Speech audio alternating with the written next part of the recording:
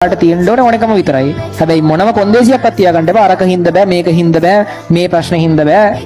ගෙදර ප්‍රශ්න, බාහිර ප්‍රශ්න ඔළුව රිදෙනවා. අර මම මොකද කරන්නේ? ඔළුව රිදෙනවා මේ ටිකේ කොහොමද? හරි. ඒ කියන්නේ කුලී වැඩක් කරන මිනිස්සෙක් උදේ ඉඳන් ඇඟ මහන්සි කරලා කුඹුර කොටනවා නම් කරලා හවසේදී ඇඟ රිදෙනවා වගේ තමයි ඔළුව මහන්සි කරලා වැඩකුම් ඔළුව රිදෙනවා. ඉතින් අතු මොකක් රිදින්ද?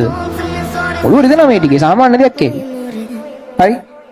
ඒ නිසා සාමාන්‍යයෙන් අනිවාර්යෙන් මේ ටිකේ දැන් මම මේ ඔයාලට මේක විශේෂයෙන්ම කියන්නේ මේක කියන්නේ ඔයාලටයි මේක රෙකෝඩින් එක බලන උන්ට විතරයි මේක අහන්න හම්බෙන්නේ. මේ ටිකේ කට්ටක් කන්න උපරිම. මේ කන්න පුළුවන් කට්ට කන්න පුළුවන් කියන ඇති. මේ ටිකේ උපරිම කට්ටක් කන්න. ඵලදායි දේවල් වලට කට්ට කන්න. අනවශ්‍ය දේවල් වලට කට්ට කන්න එපා. වෙලාව ගානට බැලන්ස් කරලා ඵලදායි දේවල් වලට කට්ට ගන්න. හරිද? ඒ කියන්නේ ඔයාට මේ පැය ගානෙන් ඵලදායි වෙනවා කියලා තේරෙනවා නම් විතරක් ඒක කරන්න. එහෙම නැත්තම් කරන්න එපා.